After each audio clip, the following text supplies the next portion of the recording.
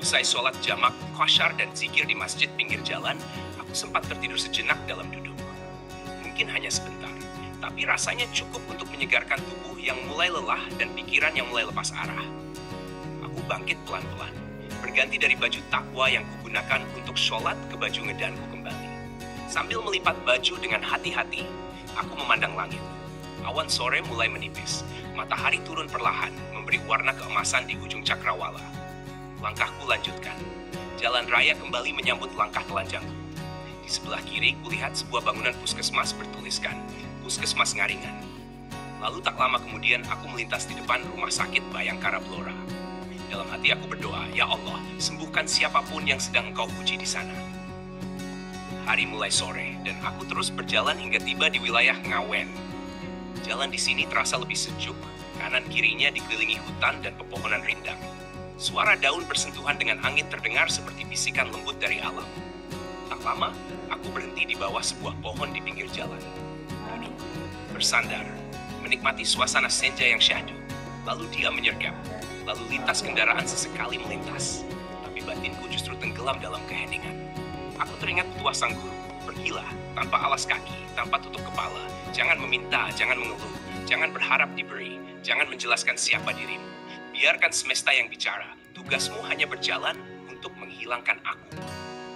Dan memang sejak awal ini bukan perjalanan biasa. Ini perjalanan menanggalkan beban yang tak kasat mata. Ego, gengsi, keinginan untuk dianggap, dilihat, dimengerti.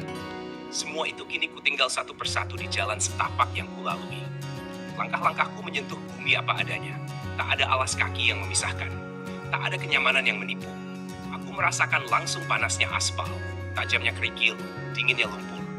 Tapi justru di situ aku mulai menyatu dengan bumi, dan bumi pun menyapaku kembali. Rasa lapar, rasa haus, rasa nyeri di telapak kaki, kini bukan lagi musuh, tapi guru. Mereka mengajariku arti sabar, makna cukup, dan kekuatan diam. Mereka membongkar semua keakuanku yang selama ini bersembunyi dalam pakaian rapi dan mulut manis. Orang-orang memandangku aneh, ada yang tersenyum miring, ada yang menatap iba. Tapi aku tak boleh berkata apa-apa, tak boleh menjual kisah agar dikasihani.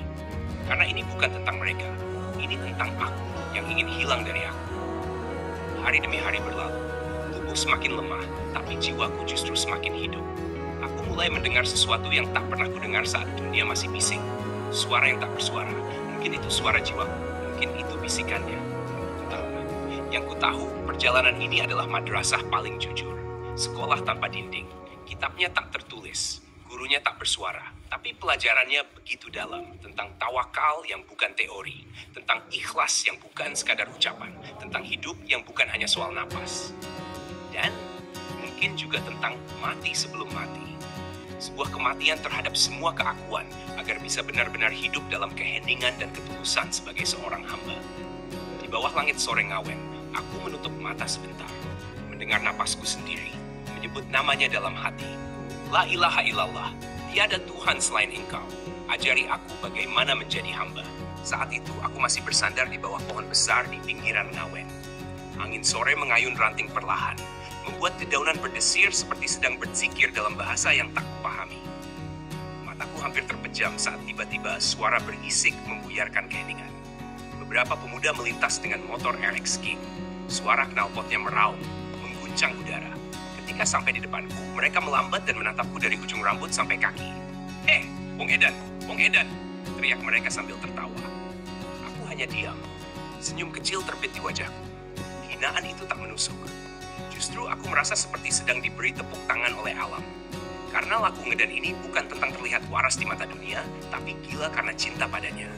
Makin dihina, makin terhapus rasa aku. Aku bangkit dari duduk, menepuk debu di kain lusuhku, lalu melangkah lagi. Jalan masih panjang, langit mulai temaram, senja merayap pelan di balik pepohonan. Aku sampai di sebuah pasar tradisional Ngawen. Hiruk pikuk sudah reda, tinggal beberapa pedagang berkemas. Aku menyusuri tepi jalan, mengamati tanah, berharap ada sisa makanan, remah-remah, mungkin potongan pisang goreng yang jatuh. Tapi nihil. Perutku lapar, tapi hatiku tetap bersyukur. Mungkin belum waktunya. Mungkin ini bagian dari pengajarannya. Bukankah burung pun diberi makan tanpa membawa bekal? Langkah-langkahku terus menapaki jalanan sunyi antara Purwodadi dan Blora. Langit mulai meredup, senja menggantung lembut di ufuk barat. Dalam kekhusyukan suasana itu, kumandang azan maghrib terdengar sayup dari kejauhan, merambat pelan menembus ruang hati yang mulai lelah. Aku berniat menjamak dan mengkasyar sholat maghrib dan isya nanti, karena perjalanan masih panjang. Untuk sementara, aku singgah dan beristirahat di teras sebuah toko yang telah tutup, bersandar sejenak sembari menyimak lantunan azan yang menggetarkan nurani. Allahu Akbar, Allah Akbar, Allah Maha Besar, tiada daya dan kekuatan selain darinya. Di hadapannya, manusia hanyalah makhluk lemah, tak layak menyombongkan diri, apalagi menindas dan menzalimi sesama.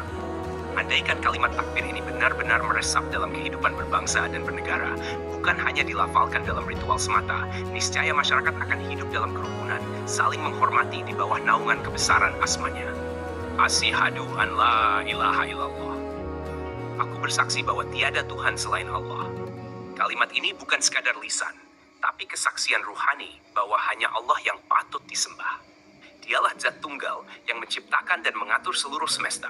Tak ada yang berhak memerintah dan menguasai hidup manusia selain Dia.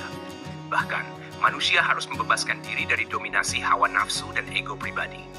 Seperti kata Sayyidina Umar ibn Khattab, sejak lahirnya, manusia telah diciptakan dalam keadaan merdeka. Maka, kebebasan sejati adalah tunduk hanya kepada Allah semata. Asyhadu anna Muhammadan Rasulullah. Aku bersaksi bahwa Nabi Muhammad adalah utusan Allah. Sosok mulia yang tidak hanya membawa risalah langit, tapi juga membumikan cinta kasih, keadilan, dan kebijaksanaan dalam kehidupan umat manusia. Beliau adalah teladan sempurna jujur, lembut, penyabar, adil, dan penuh kasih.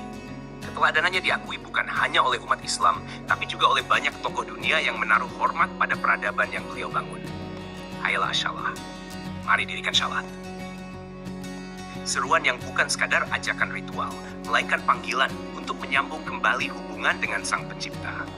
Syalat adalah dialog suci, tempat jiwa bersujud, tempat manusia merendah di hadapan Yang Maha Tinggi.